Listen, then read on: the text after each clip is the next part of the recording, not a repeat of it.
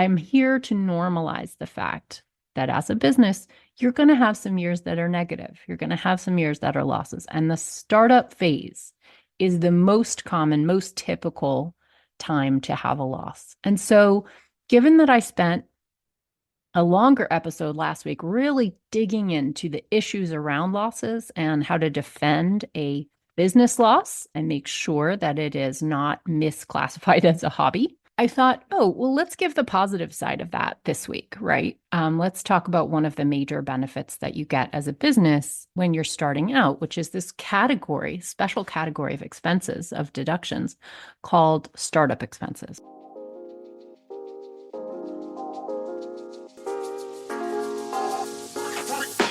Welcome to the Sunlight Podcast. In this show, we're talking about taxes, money, and careers for self-employed people who have a big vision for changing the world with their work. I'm your host, Hannah Cole, artist, tax pro, and the founder of Sunlight Tax. If you're a creative or soul-centered entrepreneur or wellness practitioner who wants to grow your business sustainably, manage your taxes, and build a stash of fuck you money so you can control your time and have a bigger impact with your work, you are in the right place.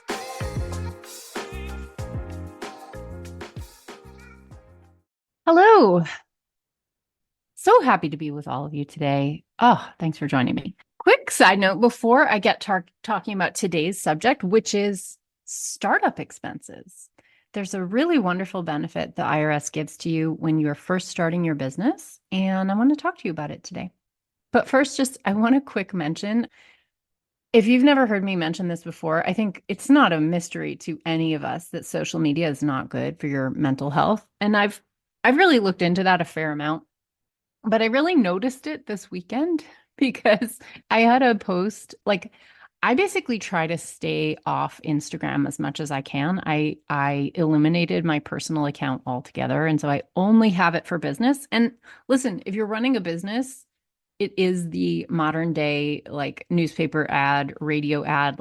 I don't fault any business who uses Instagram or Facebook as a signpost in their business. I certainly do that. And I don't really see, it really kind of is what's available. And so anyway, I use it for my business, but I try to stay off it basically as much as I humanly can. And I create limits around it, pretty strict limits around it for myself, just because I've noticed it's so bad for my mental health and it's so distracting.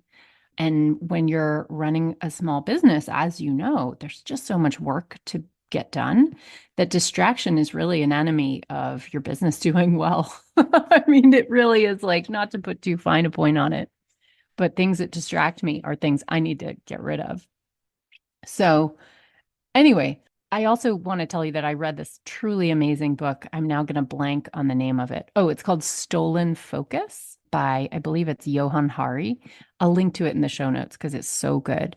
But he talks about these studies about what the algorithm actually surfaces. And it surfaces controversy on purpose, right? Rage, anger, upset. And if you think about that, as a human being, how absolutely awful that we're being manipulated by this machinery that is making us angry, surfacing things that are negative on purpose. And Johann Hari in that book talks about keywords that will boost your post more easily because the algorithm is selecting for them. And they're so horrifying. They're outrageous, angry, shame, things like that, words like that. Anyway, check out his book, Stolen Focus. It's amazing. It might change how you operate your business. It definitely did for me. But what I was noticing, the point of my rambly story is that I had a post. I'm not aiming for my post to go viral in general. I mean, great if they do, but I don't want to play the game of the algorithm because I find the algorithm really manipulative in a way that is destructive for our society, right? So I'm not looking to gin up controversy. It's the last thing I want in this world. But I did have a post that went semi-viral, I would say, last week because I created a very free, tiny little mini course on how to file your BOI report if you have an LLC. P.S. I'll link to that in the show notes. If you have an LLC and you haven't done this new reporting, check out my episode on that 2 episodes ago. It's for the Corporate Transparency Act, which is an awesome law. I'm a big supporter. But I made a free course, and this post I made about this free course went semi-viral, which makes sense, right? I'm giving away something really valuable and people are sharing it. And that's great. That's what I want. I want everybody to know about this law and comply. But I just noticed how even the fact of the slot machine effect of having a post go viral, it's just like winning a jackpot in a casino. I mean, and people who design these algorithms actually have studied that. Like, this is deliberate. This is not an accident.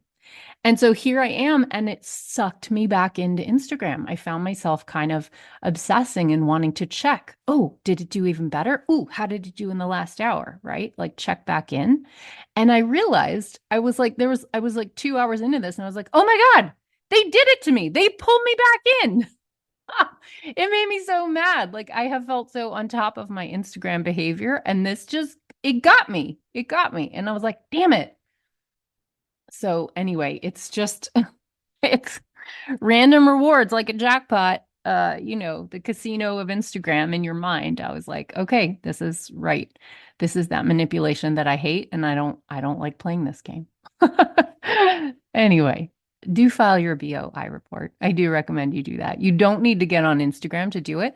The whole reason I started this podcast is really because I wanted to have a place that is off of Instagram where I really can connect with you, right? And I can do things algorithm free that are where I can give you a lot of value and education. And I can also do it in more than like a 60-second reel, which seems like it's not an appropriate format for a more thoughtful conversation or more in-depth education. And so to me, the podcast, this is where I put my focus on purpose. And I think the podcast, I like it better. You, I hope, like it better. Feel free to tell me, but I love it for that reason. Anyway, the algorithm, yuck. So the funny thing is that podcasts, they're good and bad. I'm myself a lover of podcasts, but the hard thing about a podcast is they don't go viral. It's actually very difficult to get someone to share your podcast. So it's actually incredibly difficult to grow a podcast. So PS, if you like my podcast, if you're ever listening to an episode and you're like, oh, that was helpful, it would be the most wonderful thing in the world to me if you would share it with a friend. If you have a friend who could use the information, anytime you share it, you are really doing something wonderful to me. And you're also helping us all stay off Instagram. So thank you. Thank you if you find that helpful. All right. So speaking of, let's get into today's topic. I want to talk to you about startup expenses. So last week, I was talking to you about losses in your business. Losses are normal, especially in what's called the startup phase. In other words, all businesses start in the negative, right? It's normal because you have to spend money to create the business before the business can exist, and the business has to exist before the business can make money, right? So the order of operations is always going to be negative income, aka loss, before there's a profit, right? The break-even point signifies that magical moment where you tip from loss into profit. And that's a beautiful thing. But I'm here to normalize the fact that as a business, you're going to have some years that are negative. You're going to have some years that are losses. And the startup phase is the most common, most typical time to have a loss. And so, given that I spent a longer episode last week, really digging into the issues around losses and how to defend a business loss and make sure that it is not misclassified as a hobby. I thought, oh, well, let's give the positive side of that this week, right? Let's talk about one of the major benefits that you get as a business when you're starting out, which is this special category of expenses, of deductions called startup expenses. Okay. So this episode is for anyone starting a business, any kind of business whatsoever, whether it's in the arts, whether it is a visionary, mission-based business, anything at all. This applies to all businesses. So I just wanted to give you the rules for startup expenses and give you a couple tips for how to handle them. All right. So startup expenses that are are expenses that are incurred before the date that your business starts. Okay. Now, these can be things like an analysis or like a market research, a market survey, like to test the viability of your business idea, right? You could hire a marketing company. You could, I know there's some companies in the town where I live where that will do like market research for you. They'll send out surveys. This is a wise way to start a business, and the expenses of doing that count as startup costs. Other things that count as startup costs are advertising for the opening of your business. And of course, the advertising can begin before the business doors open, per se. Like these are not necessarily completely aligned. If you have a physical space or you have a launch date, let's say you're starting a gym and the gym opens on June 1st, well, you're going to start your advertising campaign before June 1st because you need people to show up. You need the advertising to be going well before that, right? So your official start date might be June 1st, but your advertising will actually start a little before. Also, salaries and wages for employees who are being trained and their instructors. So if you have to hire people and train them and pay the trainers, that all counts as startup expenses. Also, travel and the costs of securing like distributors, suppliers, or customers, that is also deductible, right? So this could be even attending a conference, right? To make a bunch of contacts to really kind of get word of mouth going about the fact that you're starting a new business. This is a pretty frequent use of a going to a conference for most businesses because you really have to get the word out at the beginning, right? And also salaries and fees. I'm actually reading off the website of the IRS here, so these are all like from the mothership. Salaries and fees for executives and consultants or for similar professional services. So, just for an example, if you consult with a lawyer or an accountant to talk about business structure, tax entity status, maybe forming an LLC, something like that. I want to be very clear. These things are not necessary as you start a business, okay? But you can have them. They might be nice. They might be a positive thing. So if you meet with a lawyer or an accountant, you know, if you meet with an insurance broker, any fees that you're paying there are going to get to be lumped into this category called startup expenses. Okay. And just so you know startup expenses have to meet two requirements. One, it has to be basically an expense that would be deductible anyway during the course of your business if your business had started already, but that it's a cost that starts before the business itself starts, right? That's the reason that there's this special category, because you're going to do the market research, you're going to do the networking, you're going to do the meeting with business people, advisors like accountants and lawyers. You're going to do that before the business opens. And so we need a way to capture expenses that actually happened before the date that your business started. So it's a way to pull expenses from a different tax year onto this year's tax return and take them as a deduction. This is not something you get to do ongoing during your business. From then on, once the start date happens, now expenses that go in your taxes as deductions have to be incurred in that year. So startup expenses is a special category where you're taking expenses for things that happen before that year. So it's pretty cool. Now, the structure of startup expenses is interesting and tiered. For most of you, the relevant part is that your first $5,000 of startup expenses are deductible off the bat. Okay. And it can be a little confusing because there's not a special category listed on your tax return. So if you don't know about the category startup expenses, it's easy to miss it. So startup expenses you actually list them on other expenses. So the last line of your deductions on the Schedule C is this catch-all category called other expenses. And on the other expenses line, you actually write the phrase for what the thing is. So that's where you would put startup expenses. And you can list up to $5,000 there for that. Okay. Now, of course, there are businesses out there who will spend well over $5,000 on startup expenses. This is all going to depend on your your amount of funding to begin with, also on the expected scale of your business. So you're allowed to take the first $5,000 as a current year deduction. If you have more expenses than that, you have to amortize the rest of your startup expenses. So they will still go in that category called startup expenses, but you will break them up as a depreciable, as a capital expense, and you will depreciate them over a 15-year period. Okay. So that's how startup expenses will work if you spend over $5,000, up to $50,000. Okay.